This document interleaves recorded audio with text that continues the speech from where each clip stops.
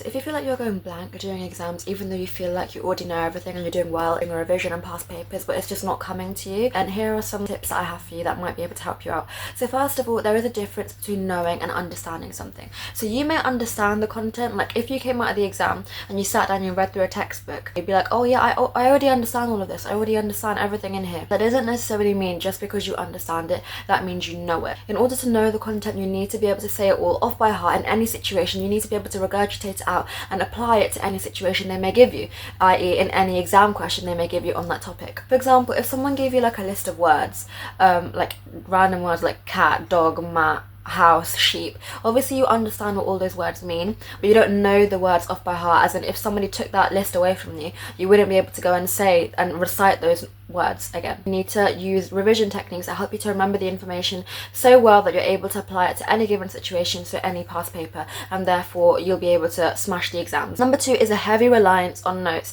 So if you feel like you do know the content but you only know it when you have your notes beside you, then that is a problem here, because that means you're only committing the information to short-term memory.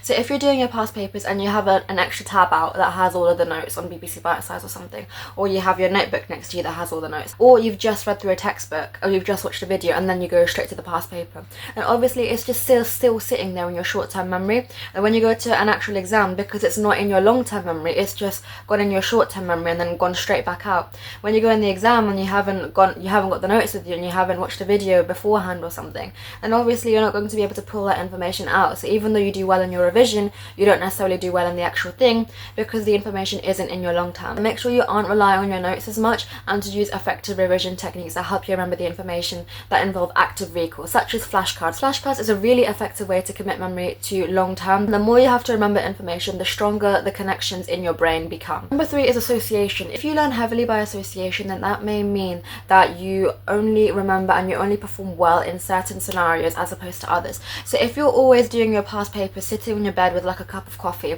or just sitting on your bed, then you may associate that bed with being able to remember all the information. All of the information that you learn may be associated with the position of being in your bed, and therefore when you do your past papers, because you're in that familiar setting, your brain goes into study mode and your brain works extra hard, and your brain is able to pull out all the information that is associated with the bed, if that makes sense. And then when you change the setting and you go and do your exam in the exam hall, obviously not in your bed, because the setting is different, you don't associate that setting with the information you've learnt, and therefore you're not able to pull the information out as much because it's a different setting, it's a different association. So the only way to remedy that is to practice doing past papers in different settings. So switch it up. If you constantly find yourself doing it at your desk or in your bed, go and do it somewhere else. Go to the park and do a past paper there and see how that works out for you. And if you find that when you're in the park, even though you know the information just as much as you would in your bed, but in the park you're struggling and you're not doing as well, then that is your answer. It may just mean that you are heavily associating a setting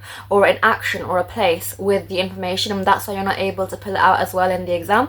So just switch up the settings, switch up your routine, and see if that works out better for you. Number 4 is time pressure.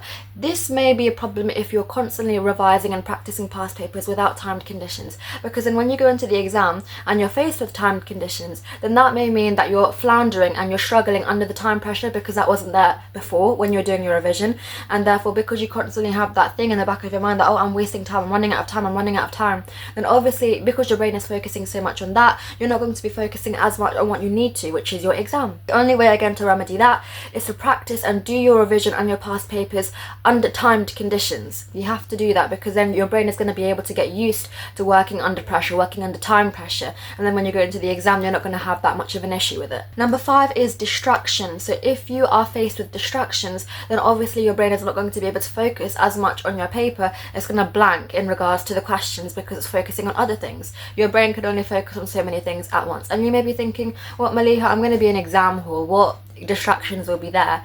Well, first of all, you may have things like body temperature. If you're too hot or you're too cold, then obviously your brain is going to be focusing on that. So the best thing that you can do for that is to bring layers, wear layers to the exam hall, bring like a zipped up cardigan or something, so then if you're too hot, then you can just zip it down and take it off, or if you're too cold, then obviously you'll have the cardigan over the top that will keep you warm. But make sure you use the toilet before you go to the exam hall. You do not want to be thinking about needing to go to the toilet in the middle of the exam. That is a major distraction. Make sure sure you drink enough water and you have enough food so that you don't, you know, feel hungry or thirsty during the exam. But again, not too much water that you may end up needing the toilet during the exam. Distractions like that, make sure to eliminate them at all costs so you do not have to worry about them during your exam. Lastly, you may end up blanking because you're simply panicking, and you may not even realize that you're panicking. You may just blank, and that may be your coping mechanism for anxiety. So if you feel like you're going blank, try doing some deep breathing. Just put your pen down, close your eyes, and breathe in for 3 seconds and breathe out for around 6. Make sure you're breathing out for longer because that will help to slow down your heart rate a lot quicker. Do that a few times until you start to feel calmer and your heart rate begins to slow down, or the brain fog begins to clear up, and hopefully that will work for you. And yeah, that's all the advice that I can offer. Hopefully you found this helpful. Try some of the tips that I told you in this video, and hopefully you'll be able to see differences, and hopefully you'll be able to overcome this problem of blanking. And yeah, I don't think I have anything left to say other than good luck with your exams. You've got this, and yeah, bye guys.